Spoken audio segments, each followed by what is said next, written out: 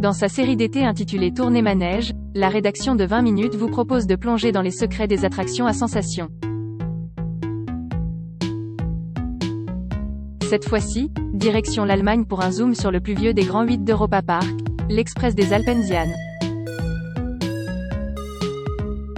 Depuis 7 ans, la réalité virtuelle s'est immiscée dans le parcours afin d'offrir un nouveau regard aux visiteurs. Au bout d'une journée à déambuler dans les allées d'un parc d'attractions, vous imaginez en avoir fait le tour? Après une dizaine de loopings cumulés, vous pensez que votre cœur peut résister à toutes les sensations? Et si toutes vos croyances étaient bousculées grâce à la réalité virtuelle? En Nouvelle-Aquitaine, le Futuroscope a son expérience dédiée à Sébastien Loeb et de l'autre côté de la frontière allemande, Europa Park utilise cette technologie pour faire du neuf avec de l'ancien. Complexifier un parcours simple en 1984, le parc souffle sa 9e bougie et inaugure ses premières montagnes russes, l'Express des Alpensian.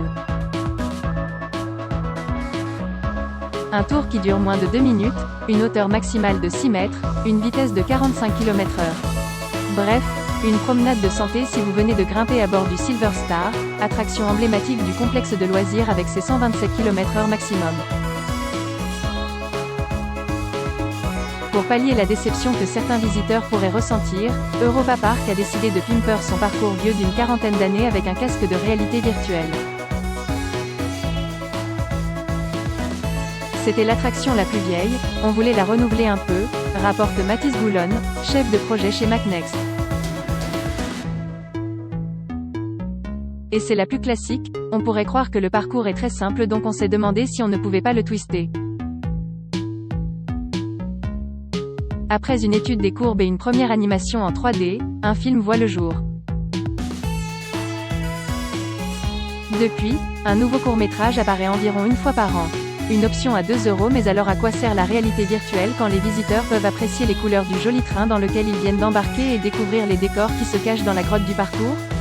On peut accentuer les courbes, faire des loopings alors qu'en réalité, on est sur une ligne droite. À l'inverse, on peut parfois atténuer les sensations, indique Mathis Goulon. L'un des films projetés actuellement emmène le public dans une course-poursuite en jet ski à travers des virages serrés et des tours complets. Pourtant, dans la réalité, il n'en est rien. Vous venez de faire la seule attraction aquatique dont vous ne sortez pas trempé. Vos vêtements secs ont toutefois un prix. 2 € à l'entrée de l'attraction, en supplément du tarif de votre ticket d'accès au parc. D'un point de vue de la capacité, on ne pourrait pas suivre, sans rendre cette option payante, justifie le chef de projet.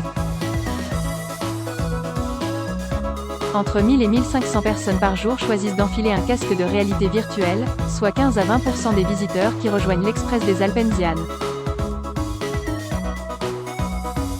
La réalité virtuelle a encore tendance à isoler un peu, ce grand 8 n'est pas le seul à faire usage de la réalité virtuelle au sein d'Europa Park.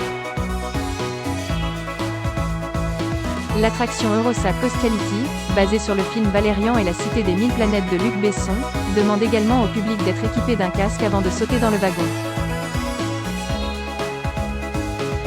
Un autre espace, Yulbego, propose plusieurs expériences au sein desquelles les spectateurs-acteurs peuvent carrément se déplacer.